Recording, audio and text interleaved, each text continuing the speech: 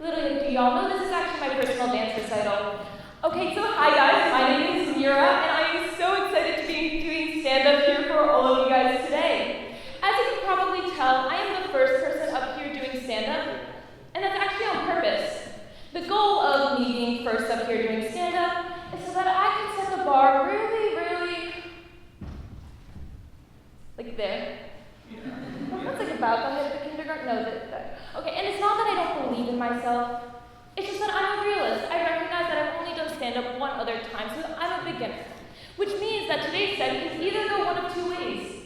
Either I can get some beginner's luck, or I can get whatever the opposite of beginner's luck is.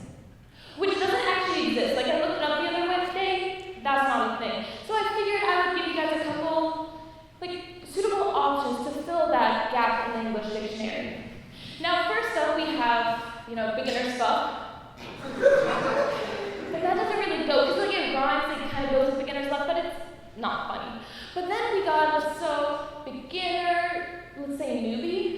Maybe newbie adversity, you got that rhyme going on. Notice how no one's laughing in the crowd? It's because it's not funny. But then I'm thinking, beginner, or virgin. Okay, I like virgin. Okay, so today's set can either go one of two ways. Either I'm going to get some beginner's luck, or I'm going to get slapped with virgin misfortune. Happens to me every day of my life.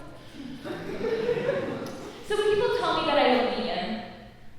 And you know what? I don't see it. Honestly, it's kind of offensive. I don't know why they think that. In my opinion, I have a totally unique personality. I have brown hair, I'm pretty tall, I carry a tote bag to and from classes, I have fairy lights in my bedroom, and I crochet. There is no one else like me. Why would people think that I'm vegan? Honestly, it's just so offensive. I am gluten-free, but that is beside the point, because I'm not vegan.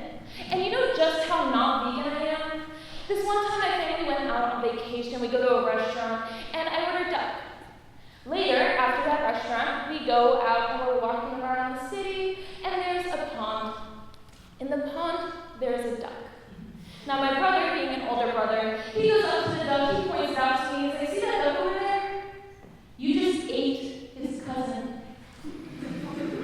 That is not what an 8-year-old kid who loves Mickey Mouse wants to hear. I did not just eat Donald Duck's cousin. Except, I'm not normal. Oh, I'm not like other ducks. So I go up to the duck, and I look him straight in those beady eyes, and I say, "Thank you. Your cousin was delicious."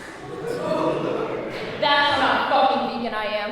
But I guess this bit makes it sound like I hate vegan people. That's not the case. I love vegan people. I'm gluten-free. We're dietary brothers in arms. The community's got to stick together. Because it's especially difficult when you go on vacation and there's no food options.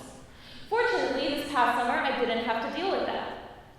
What I did have to deal with was, getting my Airbnb broken into. So, funny story, I'm on the phone with a friend, and I start talking to her, and suddenly I have to go, "Hey, you mind if I hang up? There's a mysterious man that I do not recognize, and he's walking to the house." And then I'm still on the line, like, "Hey, there's a mysterious man that I don't recognize, he's got a key. There's a mysterious man that I do not recognize, he's entering the house," and suddenly my friend who's in the living room, she comes bursting in, and she's like, "Mira, there is a mysterious man that I do not recognize, he is in the house." So we are freaking out, we're like, "Oh God, what do? Do we call the police? Do we escape?" It's our first time ever getting a house broken into. We really don't want to be hit with virgin misfortune this time. So we're like, "Okay, all right, let's get out of the house first." There's this massive window in the bedroom, so we climb out of the window. Guys, I've defenestrated myself. That is so cool. All right, so now I'm out here, I'm defenestrating myself. I get into the neighborhood, we're walking along, we finally get to safety. Mind you, we're pulling all this Mission Impossible BS barefoot. I feel like that makes it just slightly more impressive, feet or something, whatever. So anyways, we finally get a hold of the police. We get a hold of my mom, who contacts the Airbnb owner, who informs us that there is no man in the house. All right, but I could have sworn that I saw a mysterious man who I did not recognize enter the house. So here's what apparently happened. This man, who's the ex-husband of the Airbnb owner, he walked into the house, he saw some luggage in the living room, and he immediately